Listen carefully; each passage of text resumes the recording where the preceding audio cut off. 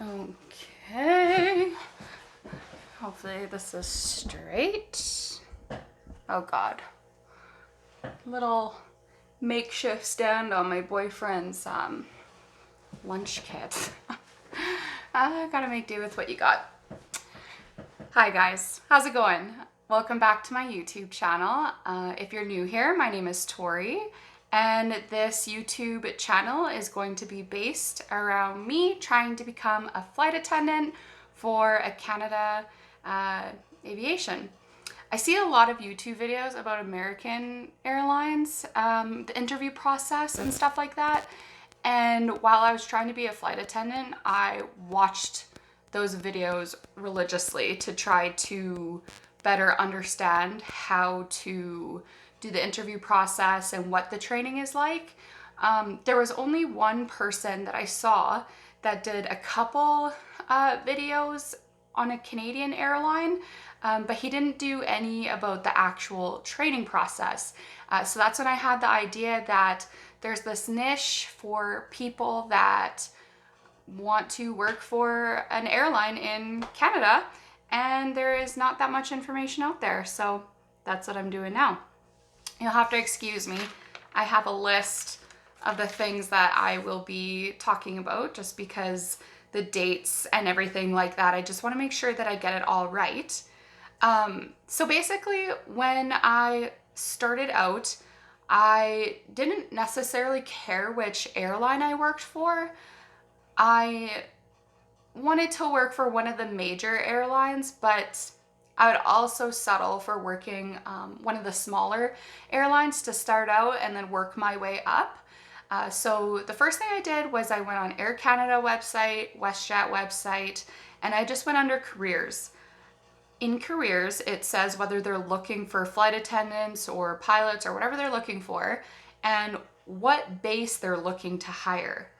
So there was an Air Canada one for Toronto, there was a WestJet for Calgary. There's just a couple of different options that you can apply for. And then also within the main company, so let's say WestJet, there's WestJet, WestJet Encore, WestJet Link, Swoop, right? Like there's a bunch to choose from, and they just have on there which one that they're looking to hire. So what I did was I applied to all of them. Like I said, I didn't really care. I was kind of more nervous to get a base that was like Vancouver or Toronto or something like that. But at the same time, I was like, whatever. Just even if I only get through the interview process and that's as far as I get, it's extra knowledge on the next time I apply for maybe a base closer to myself, what the interview process is like. So I was, let's just go for it kind of thing. I did have an interview with Canadian Airline before I got the job with this one. So didn't get the job with the first one. The second one here, I got the job. I'm not going to say which airline it is or which part it is, just because I haven't started my training yet and I legally don't know what I'm allowed to say and not say. So as of right now, I'm just going to keep that information to myself and just talk about the interview process. So like I said, I applied on January 27, 2022. I went on a website, I went under careers, and I just uploaded a resume right to their website and started a profile so that it would save my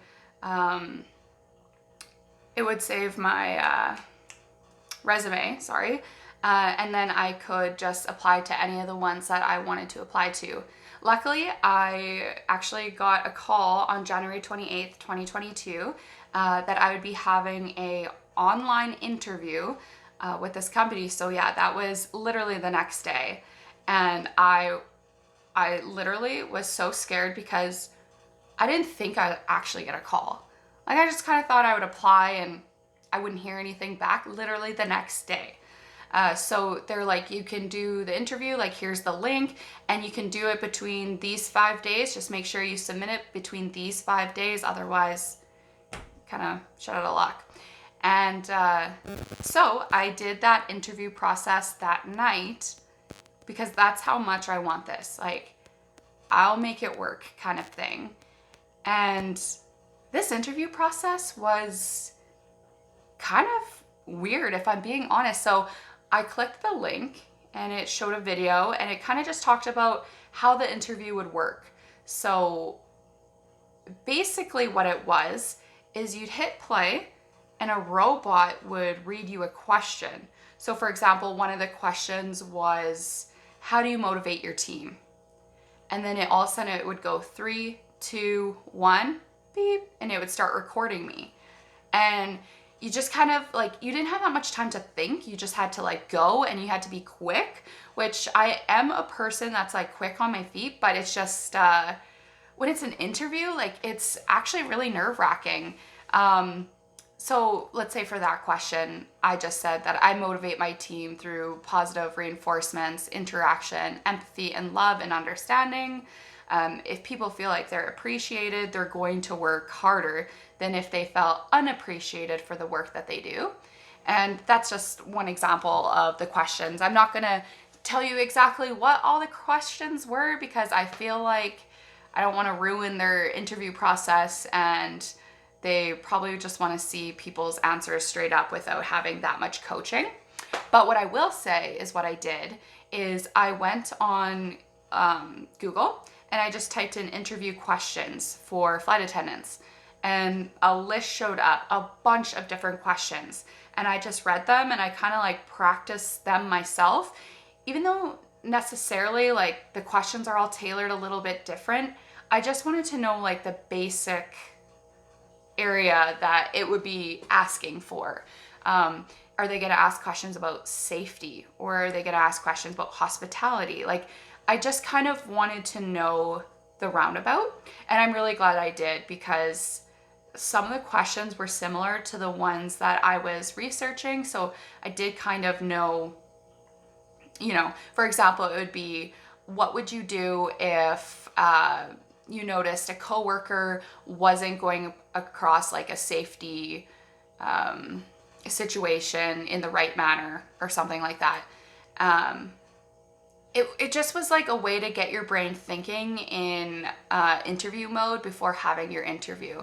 Another thing for that interview is dress like a flight attendant, right? So don't go into the interview wearing like a bunny hug and your hair's a mess and you just look like you rolled out of bed, you got mascara on your face. Like, I mean, maybe, I don't know, maybe you'd get the job, but for me, whenever I'm applying to a job, I want to look like the position that they're hiring for.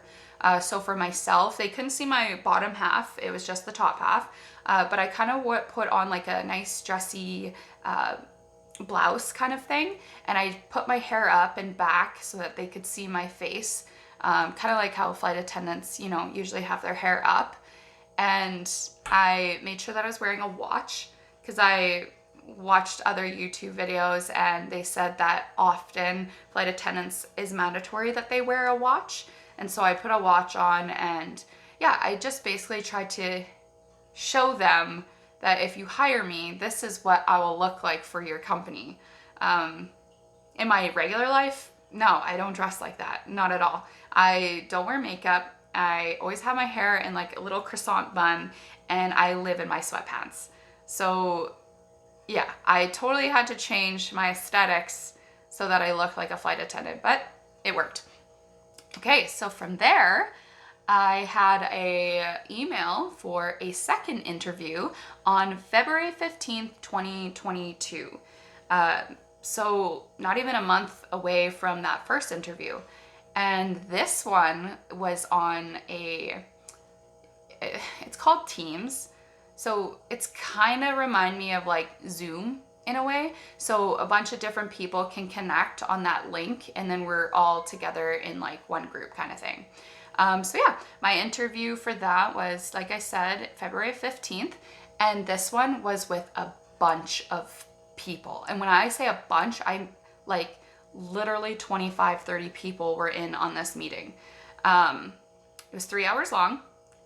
So make sure you have enough time. The first hour was basically just them talking about the company, what they stand for, what they're looking for, kind of like what your schedule would be like, the rate of pay, kind of just all about it, so that at that point, if you realized, you know what, I don't think this is really going to work for me, like, I'm good, like, you know, you don't waste their time. They're letting you know what you're walking into. You're walking into random working shifts, working, you know, the airlines don't close. They work every single day of the year. They work Christmas, they work New Year's, they work everything. And they're just letting you know that that's how it works. And yeah, just also like the crazy hours. Like, you might be on a 3 in the morning flight. You might be on a 7 in the morning flight. You might be at a midnight flight. Like, it's just all really random. And they just really wanted to get that out and clear that you are not working Monday to Friday from blank to blank. You are just working random, which I find kind of interesting, because when my son was born, I was a single mom. So for the first 5 years, I could only work Monday to Friday from like 10 to 5.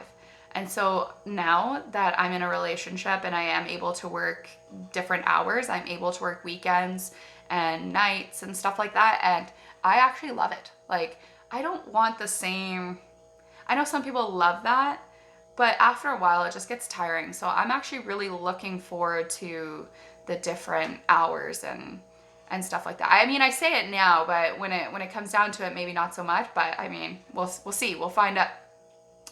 But yeah, so for the first hour of that interview, they just talked about their company. And then this was so scary. Okay, so they had a wheel that they would just kind of spin, and it would play a little song, beep, beep, beep, beep, beep, beep, beep, and then all of a sudden a random question would pop up, and they would just ask a person the question. And these questions were not your average questions. Like, you literally can't prepare for these questions.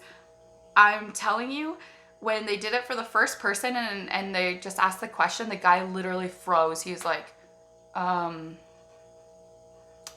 tough question. And you have a minute to talk about it, and you have to talk about it straight for the full minute. So he like wasted the first 30 seconds just being like, and he was so thrown off guard. I was like, oh my gosh, this poor guy.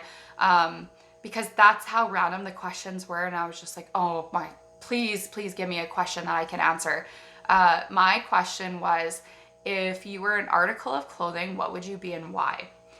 And I get it why they ask these weird questions, is because they do want you to be quick. Like, they want you to be fast and witty, have a personality, can joke.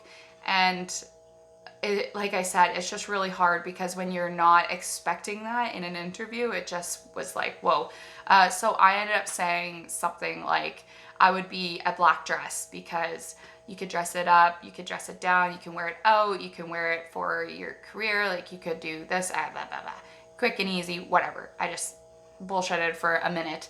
And I was like looking at other people's reactions to me speaking, and they're all just kind of like not laughing or smiling. So I was like, oh God, I am dying right now. Like, it was so nerve-wracking.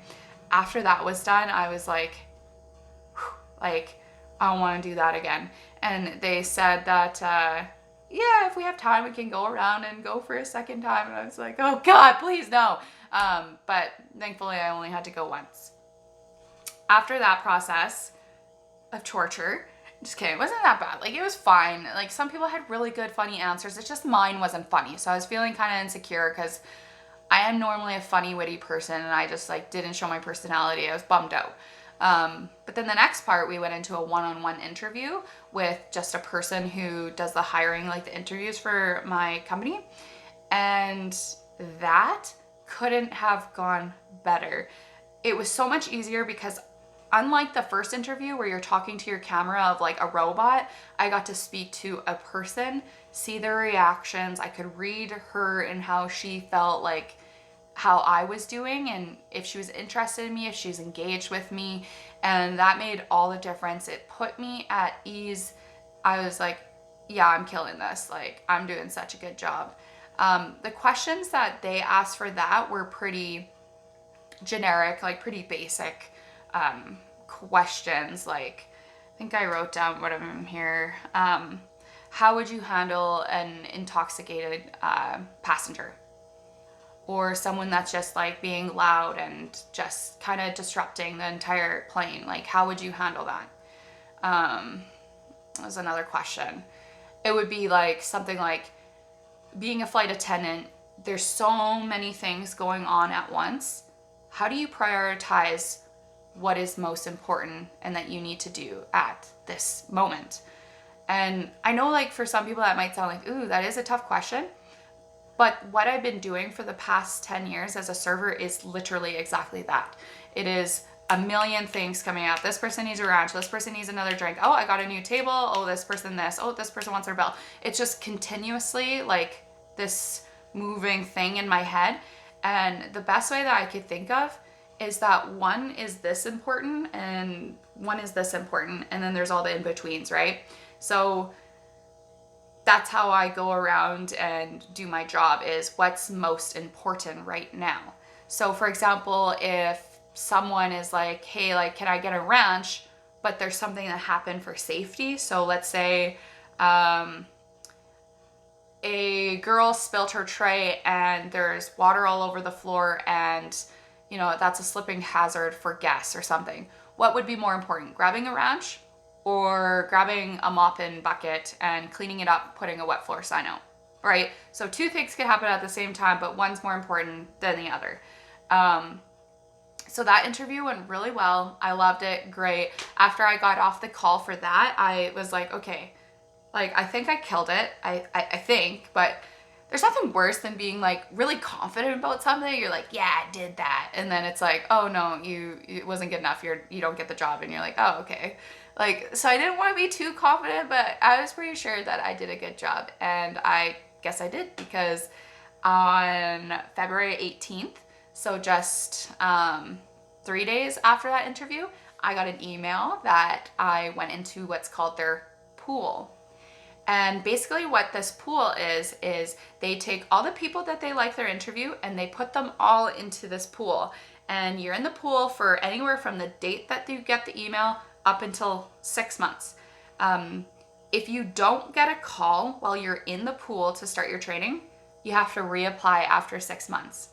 I did talk to someone who works for my airline company, and he said that he doesn't know anyone that hasn't gotten a call once you've got into the pool, and not to worry, like, you'll probably get the call and, you know, whatever. So it's kind of like, okay, I have time to process this. I have time to tell work and get everything situated with my son for if I do get a call, you know, all that jazz. So yeah, February 18th, I went into the pool.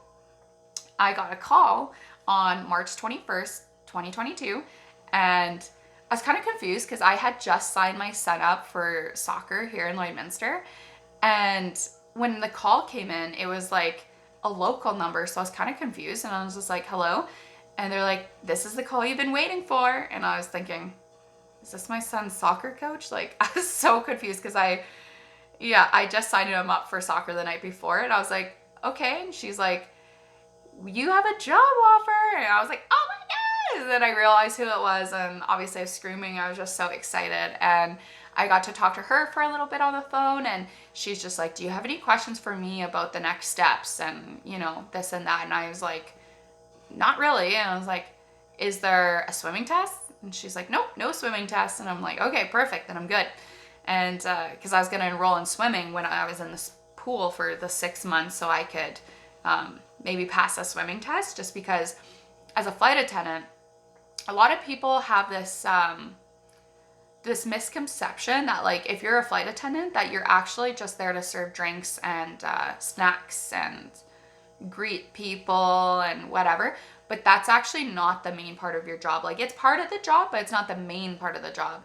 The main part of the job is actually for your safety. For, you know, I'm sure you can all think of things that could happen on a plane, safety regards, why you need a flight attendant. And just, yeah, to make sure that everything is running smoothly and keep passengers happy and stuff like that. So let's say there was emergency evacuation and it was in the ocean. Would I need to have swimming lessons so that I could swim? But that is not part of this process, I guess. There is emergency evacuations for in the ocean, but they're not going to put me through a swimming test. So I mean, sweet, good to go.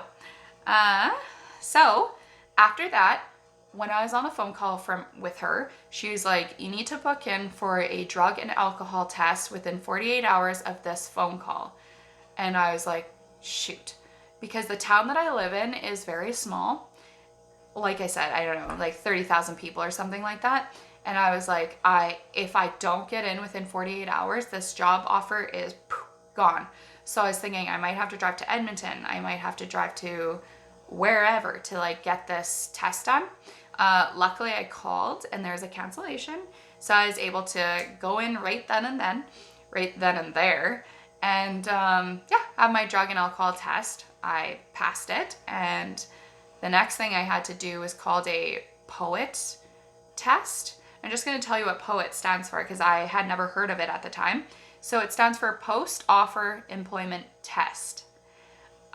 This was something that I thought I'd definitely have to go to the city for. But when I was researching the company that they want me to do it through, because they tell you who they want you to do it through, we actually had one here in Lloydminster that I had no idea about. So I booked in with them and I had no idea what I was going into. Like, what is this? No idea. I go in and she like walks me through this hallway. It almost looked like kind of like a hospital. And then I go into this room that's this huge room and it looks like a gym where you like work out. There's like gym equipment, a bunch of stuff going on. And she had this piece of paper that was very specific from my airline company on exactly what they would have to put me through to test to see if I would be able to physically do the job as a flight attendant. So, like I said, I was so shocked by all this. I was not prepared at all. It took an hour to do, and it was things like, let's say, having a crate. They put a couple weights in it, and I had to move it from here to up here, slide it left, slide it right, take it down, do it again, and like go back and forth. And I get it. Like, all the movements definitely reminded me of an airplane, putting luggage up and moving the luggage over to the side. Another thing was to be bent over for 2 minutes straight, and like I just had to play with these little like rings kind of thing, like twist them on and off. Basically just do something for 2 minutes and be kind of bent over to see if I could do that. It was like a balance test to see if I could balance on one foot. Don't really know about that one, but I'm not sure about that. But yeah, my strength test to see how hard I can pull and push. And the reason for that one is because the flight attendants open and close that big door. They also have to be able to open the emergency windows for evacuation, things like that. And honestly, you have to pull and push really hard. Like, I was surprised by that. Another thing was there's like this trolley that they put some weights on it, and I had to like push it, stop, pick up a weight, pull it out to the side, put it down, keep going, pick up a weight, pull it out to the side, put it down, keep doing that, do the same thing but backwards. And then I had to do it all again, but kind of like one after another quickly. I had to do a reach test to see how high up I can reach over my head. And I think that was it for that one. And yeah, so I figured I would do fine with it. Like I said, I just wasn't expecting to do it because I didn't know what a POET test was. But I passed it, so great news. And then shortly after that, so that was March 21st, shortly after that I had an email from them giving me my offer. So this was like a really big package that I just had to read over everything. So for example, it talks about how you're on probation for 9 months instead of 3, what your flying benefits would be, what your pay of rate is again. It stated in there that my training will be May 2nd to March 6th. Wait. My training is going to be from May 2nd to June 6th. Yes. So that's 5 weeks training that I'll be doing. And it also stated in that paper that I will be trained for my training. Sorry, I will be paid for my training. God, Tori, like talk. So I'll be getting paid $15.55 to do the training. I believe the training is 5 days a week, 8 hours a day, which is really good because I honestly didn't expect to get paid at all whatsoever. And I thought that I was just going to have to go 5 weeks without having any income, which, I mean, great if you're good with that. But for me, I'm like, kind of scary. So I'm really happy to hear that I will get paid at least a minimum wage base. Another thing I wanted to point out, because the American Airlines, some of them don't pay you to do the training, but they do pay for your accommodations on where you stay. This is something different for my Canadian airline. So my airline does not pay for your accommodations if you're away from base. So when I have to go there to Calgary for 5 weeks for my training, I have to find a place to stay. Now, there is a thing if you are a flight attendant called crash pads. If you have Facebook and you type in crash pads, YYC, or whatever airport you will be based at, there are tons of options that are really, really cheap that you can stay at. This is not just for when you're in training. This is for if you're on reserve and you need to stay at base because you're on call and you need a cheap place to stay. This is an option for you. I looked into the crash pads and there's nothing wrong with them. They're fine, but most of them are just bunk beds in a room.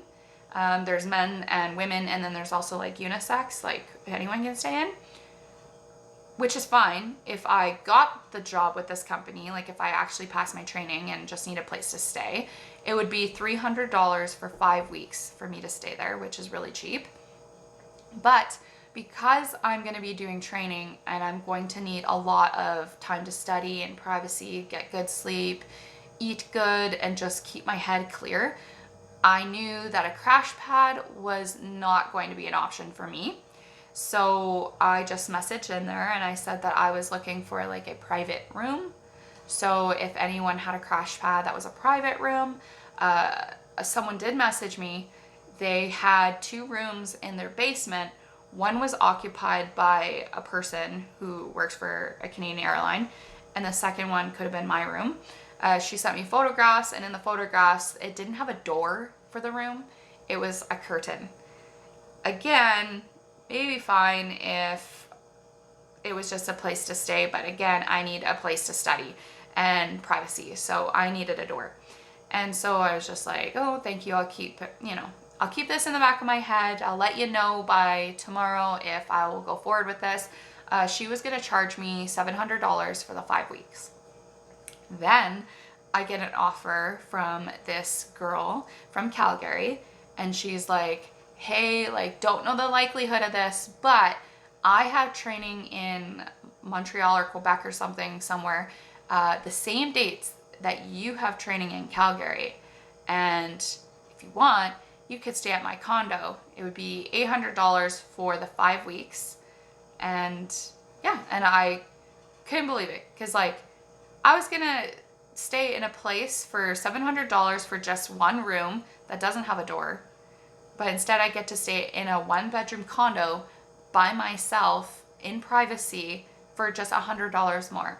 And she actually works for the airline company that I will be working at. So I just thought that was cool. So I already know someone who works in there, and I have a new friend, and she's just been really helpful for me, and like I've been able to text her and ask her questions, and she's just such a sweet girl. And I'm like, if this is a resemblance of the people who work for this airline, I am just stoked over the moon. Like, just really great person. So I'm so lucky that she offered me that, because I don't know what I would do without it, to be honest. So yeah. So I'm paying $800 to stay in Calgary for 5 weeks, but I get paid to do the training. During the training process, there is lots of exams and tests and stuff. you have to pass with at least 85% or higher. If you don't get 85% or higher, you do get one rewrite. And then if you fail your rewrite, then you're done. So I'm not a good test taker, but I'm gonna obviously try my best. I'm 30 now, I'm not in high school. I feel like I can have good study habits. I don't have distractions. Other than my son and my boyfriend will be staying here in Lloydminster, which is going to be really hard. I'm gonna miss them so much, but this is part of the reason why I want to make this video, is to show other Canadian men and women both that you can still follow a career path that you dream of even if you have children. Obviously I can't be away from home all the time because like I want to be home with my family, but sometimes it's just a small sacrifice that you have to make. It's no different than a lot of people, for example, where I live, have to go work at camp and you know, they're gone for like a month at a time. This is no different. It's a career option, and yeah, it's something that I really want to do. In the long run, if it's not something that works for my family and it's not beneficial for my son, obviously I would not continue it. But there's no point, no harm, no foul in going and trying. My plan is to, if I graduate from this training and become a flight attendant with this Canadian airline, I plan to still live in Lloydminster and still work part-time at Original Joe's and just pick up shifts. And yeah, I want to take you guys along with me for the journey. I know it's a lot of talking, it's a lot of blah, blah, blah, blah, blah, but it's all things that I'm really interested in. So I will be taking you guys along with me on my traveling and stuff like that. So when I get to Calgary and my first week of training, I'm going to fill you guys in on the things I'm allowed to fill you guys in on, and just how I feel, if it's hard being away, you know, from my family, like what it's like, and just all that good jazz. So I hope you found this video interesting, and if you did find it interesting, give me a thumbs up and subscribe to my channel. It really helps me out a lot, and thank you for watching. Bye guys.